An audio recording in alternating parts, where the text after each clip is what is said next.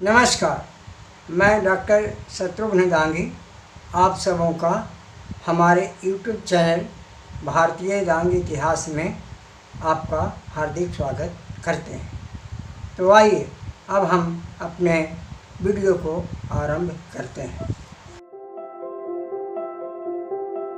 आप सबों को दीपावली की हार्दिक शुभकामनाएं। तो आज का विषय है विदेशों में दीपावली एवं विदेशों के देवी देवताएं। हम विदेशों में मनाई जाने वाले दीपावली पर्व के बारे में अभी हम जानेंगे। जैसा कि हम सभी जानते हैं कि मिट्टी के दीपक की लौ जहाँ झुग्गी झोपड़ियों को प्रकाशमय करती है, वहीं देवी देवताओं के मंदिर के दीपक भक्तों को आरती उतारे जाने वाले दीपक के संभ्रांत राजा राजनयिक आदि लोगों को मन मोह लेती है तथा प्राचीन जमाने से मार्ग को आलोकित करने वाली भी दीपक ही थी। पड़ोसी देश नेपाल में घरों के सामने लोग दरवाजे पर अल्पना सजाते हैं। यह पर्व राजकीय पर्व के रूप में नेपाल में 7 दिनों तक मनाया जाता है। कौतूहल भरी बात तो यह है कि एक दिन कौवे की, एक दिन कुत्ते की, एक दिन गाय की, एक दिन बैल की और एक दिन बहनों की पूजा यहाँ इस अवसर पर की जाती है। श्रीलंका में भी यह पर्व एक राष्ट्रीय पर्व के रूप में मनाया जाता है। इस अवसर पर चीनी से बनी मिठाइयाँ पशु पक्षी मानव आकृति में बनाई जाती है। यहाँ लक्ष्मी की नहीं बल्कि इस अवसर पर बिल्ली की पूजा होती है। दीपावली की रात में सफ़ेद हाथियों से सोने के आभूषणों से उन्हें सजाया कर जुलूस निकाला जाता है। देश जापान में इस पर्व को तोरा नगाची अथवा तौरे नगाशी अर्थात लालटेनों का पर्व के रूप में इसे मनाते हैं। यहाँ के लोगों में अटूट विश्वास है कि उनके पूर्वज इस शुभ दिन को उन्हें आशीर्वाद देने उनके घर आते हैं। यह पर्व यहाँ 3 दिनों तक मनाया जाता है। दीपावली के दिन एक बड़ा पटाखा नदी के मध्य यहाँ छोड़ा जाता है। वर्मा म्यांमार, यहाँ इसे लोग वैगिज नाम से नवंबर माह में मनाते हैं।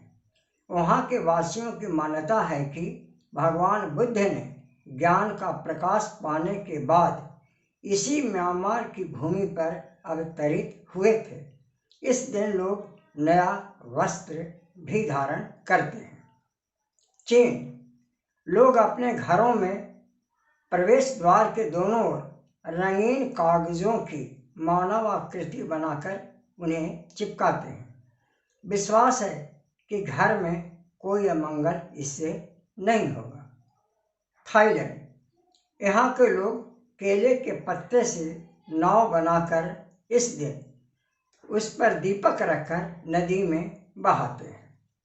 इंग्लैंड, इस दिन यहाँ के नवयुवक नवयुवतियाँ चंदन की लकड़ी जलाकर खूब नृत्य करते हैं और अग्नि के चारों ओर चक्कर लगाते हैं और दीपावली की शुभकामनाएं एक दूसरे को देते हैं।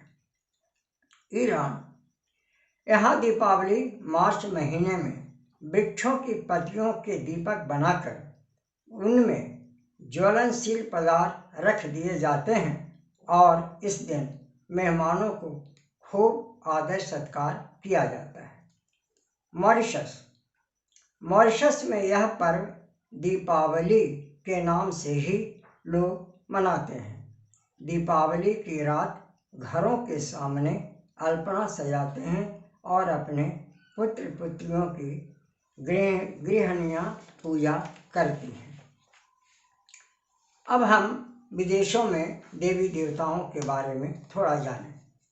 आज से करीब 2300 वर्ष पूर्व यानी 275 ईसा पूर्व में भारत और चीन में अति मधुर और प्राचीन संबंध थे। दोनों देशों के बीच स्रोतों से ज्ञात होता है कि संबंधों की शुरुआत सर्वप्रथम स्थल मार्ग से हुआ था। लोग बड़ी कठिनाई से दुर्गम पहाड़ियों, दर्रों, जंगलों व रेगिस्तानी इलाकों को पार कर जाते थे। रास्ते में उन्हें मंगोलिया के ऊंचे पहाड़ों को लांघकर जाना पड़ता था।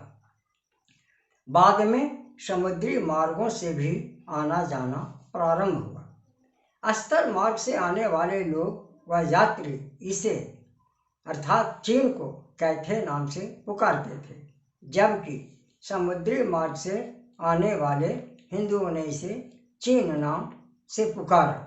आज तक यही नाम इस देश का अभी तक जगत प्रसिद्ध है।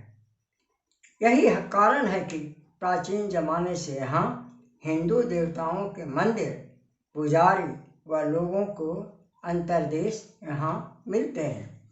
चीन में एक छोटा सा हिंदू समुदाय दक्षिणी पूर्वी चीन में स्थित था। 13वीं सदी के अंत में लिखे गए तमिल तथा चीनी द्विभाषी शिलालेख जो च्वांजो प्रांत के एक शिव मंदिर के अवशेषों से प्राप्त हुए हैं, उनमें 2 दक्षिण भारतीय शैली के हिंदू मंदिरों में से एक 115 ईस्वी का होना बताया गया है। कहा जाता है कि उसका निर्माण पुरातन पोताश्रय अर्थात पोर्ट के दक्षिण पूर्वी क्षेत्र में, जहां विदेशी व्यापारियों का विदेशी अंतर्देश स्थित था, वहां का होना उन्होंने बताया है। चीन के राजा सन वुकोंग की अटूट निष्ठा हनुमान में थी। यक्ष की परिकल्पना भी वहाँ मूल रूप से हिंदू परंपरा के भूत व रक्षक वर्ग से हुई है।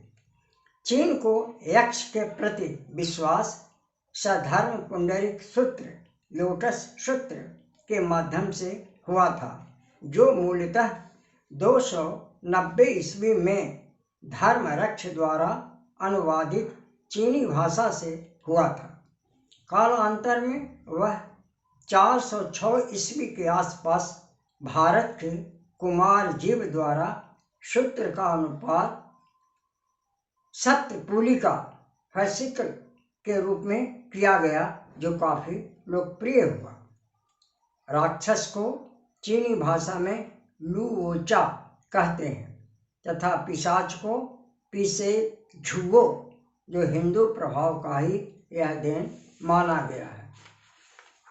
अभिलेखों और आधुनिक पुरातात्विक स्रोतों से प्राप्त साक्ष्यों के अनुसार हिंदुत्व की कई विचारधाराओं को चीन में स्वीकार कर ली गई है। एक उदाहरण मोगाओ नामक गांस प्रांत स्थित बनी भव्य आकर्षक गुहाएं हैं, जो तुंग हुआंग मोगाओ नाम से प्रसिद्ध है। वह भारतीय तक्षण कला से निर्मित भारतीय गुहाओं का ही एक प्रतिरूप माना जाता है। बौद्ध कलाओं से प्रभावित हिंदू देवताओं की मूर्तियां भी उनमें आती हैं, जिनमें 6ठी शताब्दी में गजमुखी गणेश के स्थापित भव्य आकर्षक 285 क्रमांक की मूर्ति शामिल है। इतना ही नहीं, उन दिनों तुर्किस्तान के खोनाम और तारिम वसिन नामक राज्यों में हिंदू राज्य था। समुद्र मार्ग से कंबोडिया, भारतवर्ष और चीन के बीच जहाज़ों के ठहरने के स्थान सुरक्षित थे। वहाँ हिंदू ही राज्य था। वहाँ का शासन प्रसिद्ध कौंडिल्य शासकों के हाथ था। 4ठी शताब्दी में वहाँ ब्राह्मण धर्म और बौद्ध धर्म दोनों संप्रदाय प्रचलित थे। कहा जाता है कि हजारों वर्षों तक वहाँ संस्कृत बोलचाल की भाषा रही थी। हिंदू धर्म दूसरा सबसे बड़ा धर्म माना गया है, जो संपूर्ण एशियाई महाद्वीप का सबसे पुराना धर्म माना जाता है। बड़ी संख्या में हिंदू लोग चीन के अलावा Nepal, Bhutan, Indonesia, Bangladesh, Myanmar, Caribbean, Malaysia, Singapore, Sri Lanka, Mauritius, Suriname, Fiji, Uganda, Durban आदि देशों में बसे हैं, जो अपने हिंदू देवताओं की ही पूजा करते हैं। भारतवर्ष के कई प्राचीन ग्रंथों में भारतवर्ष का गौरवमय इतिहास वर्णित था। वह संयोग से चीन की तुर्किस्तान की रेत में दबी प्राप्त हुई है। उन दिनों संस्कृत भाषा मंगोलिया से लेकर ईस्ट इंडीज तक फैली हुई थी। बस आज के एपिसोड में इतना ही। यह एपिसोड अच्छा लगे तो इसे लाइक करें, सब्सक्राइब करें और शेयर अवश्य करें। धन्यवाद।